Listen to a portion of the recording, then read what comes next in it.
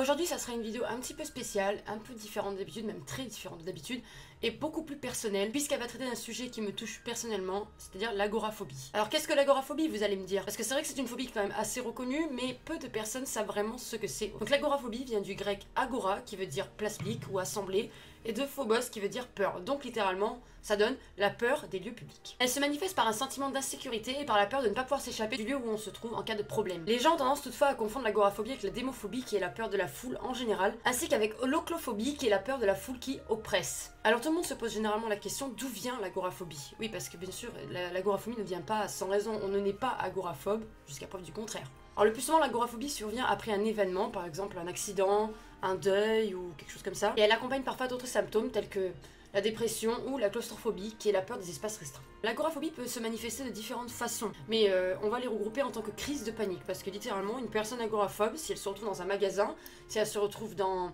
une convention de jeux vidéo par exemple, si elle se retrouve dans les transports en commun, elle fait une crise de panique, et certains même vont jusqu'à croire qu'ils peuvent mourir si jamais ils ne sortent pas de l'endroit dont ils ont peur. Les symptômes, ça peut être nausée, grosse crise d'angoisse, tremblement des jambes, tremblement des mains, et chaque personne réagit différemment, même si globalement, c'est une crise de panique. L'agoraphobe, en réalité, n'a pas vraiment peur sur le moment, quand il arrive dans un endroit public. Il a peur bien avant parce qu'il se prépare. C'est-à-dire qu'il prépare son cerveau en se disant « je vais aller dans tel endroit, il va y avoir du monde et j'ai peur, je vais avoir peur ». Donc en fait, on peut en conclure que l'agoraphobie n'est pas vraiment une agoraphobie, mais plutôt une phobophobie, c'est-à-dire la peur d'avoir peur. Et généralement, cette phobophobie conduit à l'évitement progressif des endroits fréquentés d'habitude comme les magasins, comme les transports, etc., etc. Et certaines personnes vont même jusqu'à ne plus sortir de chez elles, tellement elles ont peur de l'extérieur. Vous vous demandez certainement pourquoi je parle d'agoraphobie, pourquoi j'ai envie de parler de cette phobie-là. Et bien tout simplement parce que j'en suis atteinte également. Je suis agoraphobe depuis déjà quelques mois. J'ai failli faire un malaise une fois dans le métro, et depuis en fait, je suis devenue agoraphobe. Alors ça s'est pas fait du jour au lendemain, forcément vous allez me dire. J'ai un peu essayé de vous expliquer rapidement mon histoire à moi. Donc en fait, à partir du moment où j'ai fait ce malaise dans le métro, pour moi c'était tout allait bien, je veux dire, je continuais à vivre normalement, j'allais travailler, etc. Le problème c'est que quand j'ai voulu reprendre les transports en commun, donc le bus, c'était dans ce cas-là, et ben impossible de prendre le bus. C'est-à-dire que quand je suis montée dans le bus, il n'y avait pas tant de monde que ça. Ben en fait, j'ai la nausée qui m'est montée, j'ai les jambes qui ont commencé à trembler, et je me suis sentie tellement mal que j'ai dû descendre du bus et rentrer chez moi à pied. Alors au début, je me disais que c'était peut-être enfin que c'était pas grand-chose, quoi, je voulais pas m'arrêter à ça, sauf que le problème c'est que suite à cet événement, et ben j'avais tellement peur que ça refasse la même chose dans le bus, dans le métro, dans le tramway, que ben j'ai arrêté de prendre les transports en commun. Les transports, ça a été le premier élément que j'ai évité. En fait, voilà, la première chose que j'ai évité, ça a été ça. Et ensuite, progressivement, ça s'est propagé à beaucoup d'autres choses. Au début, ça a été les magasins. Quand j'ai fait ma première crise de panique dans un magasin, c'était dans une grande surface, et j'ai dû sortir en urgence du magasin, je me suis réfugiée dans les toilettes, j'ai cru que j'allais vomir, c'était l'horreur. Je suis restée enfermée une demi-heure dans les toilettes du centre commercial avant que ma soeur vienne me chercher, en fait, parce que je ne voulais plus sortir des toilettes de peur de vomir, de peur de faire un malaise entre les toilettes et la sortie, en fait. Une fois que je suis à l'extérieur, c'est-à-dire à l'air libre, là où il n'y a pas de mur, ça va, je vais mieux. Enfin, c'est-à-dire je ne panique pas, quoi. Même s'il y a des gens autour de moi, je ne panique pas. L'agoraphobie, c'est quand même quelque chose qui est très difficile à vivre parce que c'est handicapant au quotidien. Je veux dire, on peut plus être dans les endroits quotidiens, c'est-à-dire les magasins je ne peux plus y aller, je ne peux plus aller faire de courses, je ne peux plus aller m'acheter des habits, je peux plus rien faire en fait, il faut que je fasse tout à distance, je ne peux plus prendre les transports en commun du coup, donc je suis obligée de me déplacer soit à pied, soit qu'on vienne me chercher, que c'est assez handicapant, c'est assez dur, dans le sens où dans notre tête, on devient dépendant de tout le monde. Et moi qui à la base aime bien faire mes choses toute seule, qui adore faire mes courses, qui adore aller faire le magasin, c'est horrible de se dire que je suis prisonnière en fait de moi-même, je suis prisonnière de mes réactions, de mes émotions, de ma peur, et c'est vraiment horrible. Vous ne pouvez pas imaginer la sensation que c'est. C'est vrai que peu de gens comprennent ça, comprennent le sentiment d'insécurité, parce que littéralement quand je vais quelque part où il y a des gens, je ne me sens pas en sécurité en fait, j'ai peur, je me sens oppressée, voilà. J'ai peur en fait que si jamais j'ai un problème, je ne puisse pas sortir à temps. Mais par contre, j'ai conscience que je ne vais pas mourir si jamais je vais dans un endroit public par exemple. J'ai juste peur de faire un malaise, de vomir devant les gens, etc. Honnêtement, quand j'ai compris ce qui se passait, quand j'ai compris que j'avais un problème finalement, c'était plutôt dur ça a été plutôt dur pour moi de m'avouer que j'avais un problème. Parce que bon, c'est jamais évident de dire on est malade dans ce sens-là, parce que l'agoraphobie a longtemps été considérée comme une maladie mentale, bien qu'elle ne le soit pas. Se dire qu'il y a un problème dans notre tête, que notre cerveau ne fonctionne plus normalement, c'est assez difficile. Et malheureusement, ça peut créer beaucoup de problèmes, que ce soit au cœur de la famille, et même au cœur du couple, hein, finalement, puisque bon, on peut plus rien faire tout seul. On est toujours obligé d'avoir quelqu'un qui vienne nous chercher, qui vienne nous ramener. On peut plus aller faire les courses, donc il faut que quelqu'un le fasse pour nous. Et vraiment, c'est quelque chose qui est handicapant au quotidien. Et vraiment, c'est dur de se battre contre cette phobie tout le temps, parce qu'il y a toujours cette anticipation de la peur, finalement, qui bloque, qui peut bloquer, et il faut vraiment aller au-dessus de ça. C'est très difficile de d'aller contre son corps finalement, parce qu'on ne contrôle pas les émotions qu'on ressent, et aller contre ça, c'est vraiment hyper difficile. Alors bien sûr, j'essaye, j'essaye, hein, au début j'essayais quand même de lutter contre tous ces sentiments qui m'envahissaient dès que j'étais dans un endroit public, et finalement la méthode n'était pas forcément la bonne, hein. Au bout de quelques mois, j'ai décidé d'aller voir une psychologue. Voilà.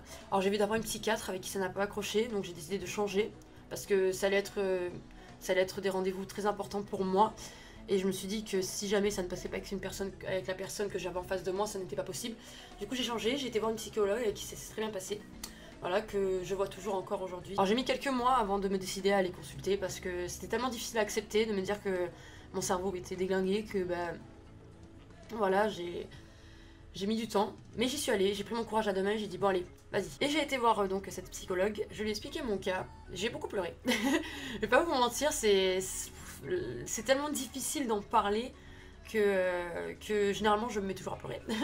Quand j'ai quelqu'un en face de moi et que je lui explique pourquoi, comment, etc., je finis toujours par pleurer parce que ça pèse tellement dans ma tête et dans mon cœur que voilà, c'est quelque chose qui est délicat, disons, je suis très sensible à ce sujet. Et donc j'ai été voir sa psychologue, je lui ai expliqué mon cas et elle m'a donné des solutions. Et elle m'a dit que j'avais bien fait de venir tout de suite, car il y a certaines personnes qui attendent des années et des années avant de venir consulter. Et le cerveau a tellement ancré cette habitude en lui, cette habitude de peur, cette habitude d'évitement, que du coup, la thérapie est très très longue, très difficile. Alors que moi, qui suis agoraphobe depuis quelques mois seulement, même si ça paraît une éternité pour moi, et du coup, le cerveau est beaucoup plus facile à rééduquer. Vous allez me dire comment on peut soigner cette agoraphobie finalement, comment on rééduque le cerveau pour qu'il reprenne des habitudes normales. Et voilà, c'est très simple, il faut faire perdre cette habitude au cerveau, il faut lui remettre des émotions normales en fait. Le traitement s'appelle TCC ou thérapie cognitive et comportementale. C'est ce que je fais avec ma psychologue depuis quelques semaines maintenant. Alors en fait, la TCC consiste à réduire l'anxiété, à reprendre le contrôle de soi, puis vient ensuite le moment de l'exposition répétée et progressive du cerveau au lieu redouté pour le désensibiliser et perdre cette mauvaise habitude qu'il a.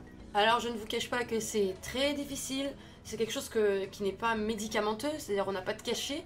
Enfin, j'ai des cachets, par exemple, j'ai du Xanax pour ceux qui sont curieux, que je peux prendre en cas d'événement, parce que notamment par rapport aux vidéos, je fais des conventions. Quand j'ai expliqué ça à la psychologue, elle m'a proposé de faire ça, de trouver cette solution en attendant que mon cerveau soit rééduqué. Donc c'est ce que je fais quand je dois faire des conventions. Je prends des médicaments, un cachet, voilà, c'est un anti-anxiolytique on appelle ça, qui permet de me détendre.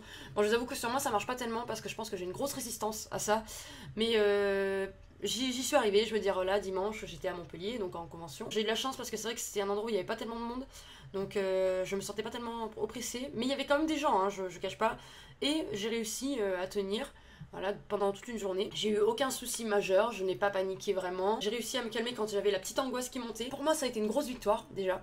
Mais je veux dire, c'est vraiment exceptionnel. Je ne prends pas de cachet en dehors de ça. Je refuse totalement le traitement médicamenteux tous les jours. J'estime que la dépendance, c'est pas une solution et que les cachets, de toute façon, ne sont pas une solution non plus, puisque ça fera juste que couvrir le problème et non pas le résoudre. Moi, quand j'ai commencé ma thérapie, par exemple, ma psychologue m'a demandé d'aller faire un restaurant, d'aller manger au restaurant un soir, à midi, de la semaine où il n'y avait pas de monde, où il n'y avait personne en fait. Juste histoire d'être enfermé dans un endroit sans qu'il y ait trop de monde. Donc c'est ce que j'ai fait. J'ai également pris un petit déjeuner dans un hôtel par exemple. Voilà, et là il y avait un peu plus de monde mais j'ai réussi à le faire. Donc l'angoisse est présente bien sûr tout le long. J'ai tendance à avoir la respiration très rapide par exemple. Il faut se dire en fait, moi je sais que dans ma tête j'essaie de me dire que de toute façon ça va. Que je ne peux pas, il va rien se passer, que ça va pas me tuer d'être dans cet endroit là. Alors c'est pas facile mais c'est ce qu'il faut faire pour arriver à perdre cette mauvaise habitude, pour que le cerveau se rende compte qu'il n'y a pas de danger en fait imminent dans l'endroit où on se trouve. Donc j'ai commencé avec les restos, avec le petit déjeuner à l'hôtel. J'ai également été chercher par la suite mon repas au McDo quand j'étais à Montpellier justement. Je devais manger et j'avais pas d'autre choix, il y avait qu'un McDo et du coup j'ai dû aller le chercher, donc là il y avait quand même du monde. Ça a été vachement difficile mais j'ai réussi quand même, donc c'est toujours des petites victoires.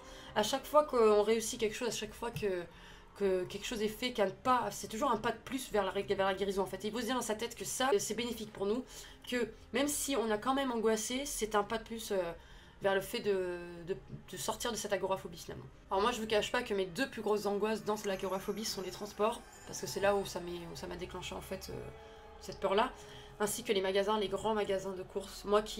Pourtant moi qui de base adore ces magasins là, adore faire mes courses et tout ça, là c'est quelque chose qui me terrorise vraiment, c'est-à-dire que si jamais je vois un bus qui roule dans la rue, j'ai déjà l'angoisse qui monte alors que je ne suis même pas dedans. Pour vous dire à quel point ça prend de la place dans ma vie, c'est que je suis terrorisée par la vue du bus. Et même si dans ma tête j'en ai vraiment envie, j'ai envie de monter dans ce bus, de monter dans ce tram.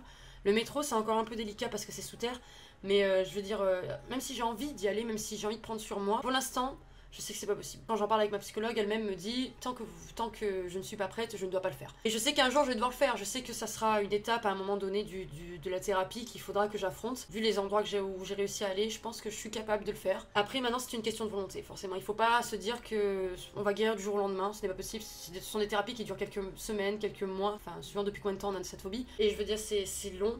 C'est vrai que c'est très douloureux. Pour moi, c'est très douloureux parce que ça crée des problèmes à droite à gauche et c'est difficile pour les gens de mon entourage de comprendre pourquoi, de comprendre comment. Mais j'ai de la chance parce que j'ai quand même des gens qui m'épaulent, même si ça a été difficile pour certaines personnes de se mettre à ma place et de me comprendre et de comprendre le besoin que j'ai d'en parler. Maintenant, ça va.